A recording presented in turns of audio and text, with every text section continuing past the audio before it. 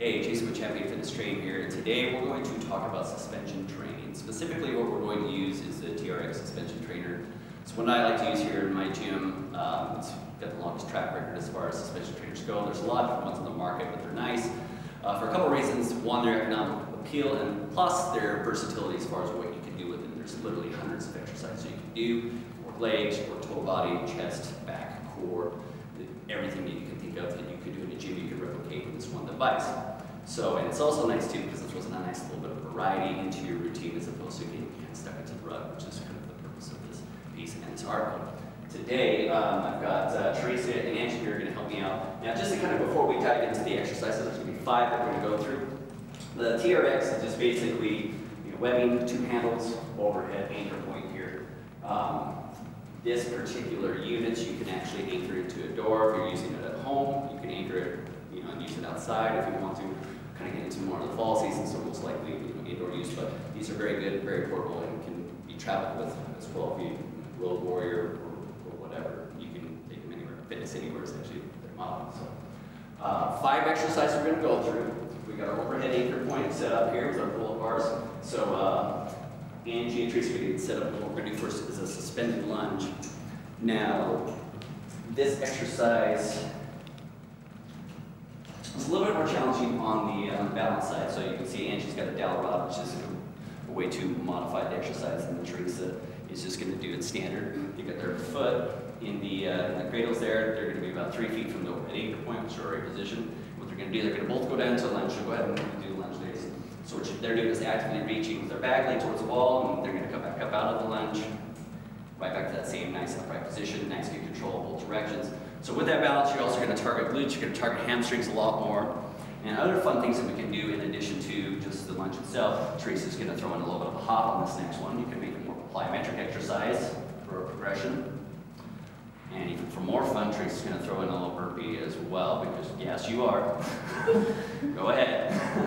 And you can throw in even a burpee option on that as well. So there's a lot of different things you can do with that style of movement. Now, go ahead and come out. One modification, some of you might watch this thinking like, well, that's a little bit advanced, so you think. So you can simulate this motion too by using the handles and just going through that same motion in reverse. If you have balance issues or need a little bit of regression with it, so just to show it again real quick. So holding the handles, being nice and close, rocking back, still getting a nice 90-degree angle, bend in the leg, still working on balance until we progress and maybe go to using a stick and then progressing to some of the other fun stuff. So that's our first exercise, suspended lunge. Let's go to the next one. Okay, so next exercise we're going through is hip press. This is a hamstring and glute exercise.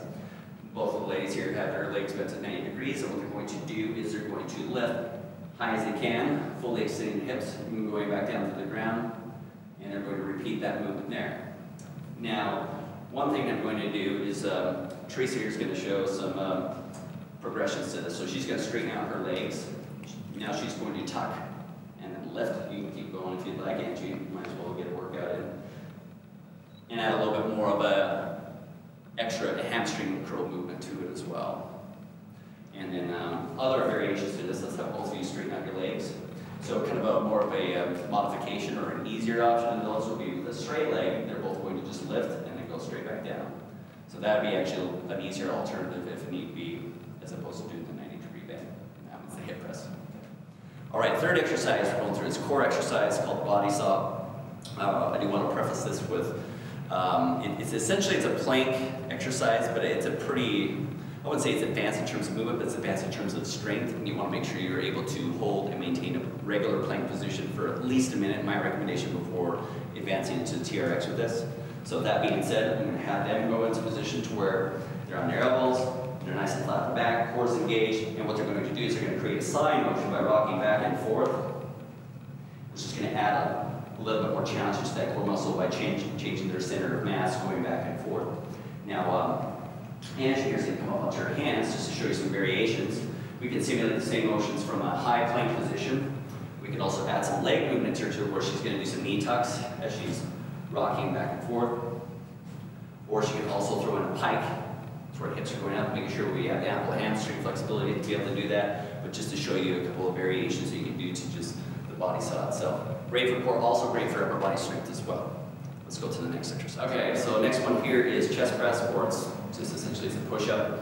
So the way this is set up, just like you would for a normal push-up, hands are slightly wider and shoulder width apart. We have a little bit of separation and angle here between the arms and the webbing, so that way we're not relying on our arms and friction and rubbing our arms raw, but we're actually relying on more core stability to execute the movement and go through it smoothly. They're both going to go into a push-up motion, going down, going up, nice, good control, making sure everything goes down, head, shoulders, hips, all in alignment. Abs are tight, everything's engaged. The ways in which you would progress this, I've had like, for instance, to make it easier, we just changed the angle. Angie would scoot forward, and to make it tougher, Theresa would scoot back. So the closer you are, in line with the floor, or in line with gravity, or going against gravity, the more challenging it's going to be. And of course, the more upright you are, the less of your body weight that you're actually having to overcome and execute the movement. All right, let's go through that last exercise. The last exercise we're going to go through is a row, or also just basically it's a pull-up. Essentially just flipping our position in terms of getting set up for the exercise. We're facing the anchor point. We're going to have both of them lean back, fully extending their arms.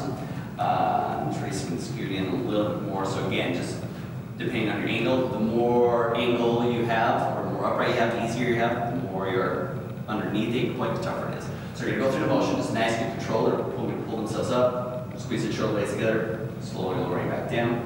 And you can see their hand positions. The Angie's palms are facing in. Theresa's had a little bit of rotation with the movement. As she's going up, she can even reverse the motion where she was palms down to start and then rotated as she comes up. So you can add a little bit of rotation components to that. There's even single arm versions that we can do with this as well. There's a lot of different ways that we can execute this movement. This is just kind of the tip of the iceberg. And quite honestly, the tip of the iceberg for all these exercises. So this was the TRX suspension trainer. If you have specific questions on what we did today, you can hit me up at championfit@live.com. Thanks for watching. Jason with Champion Fitness Training.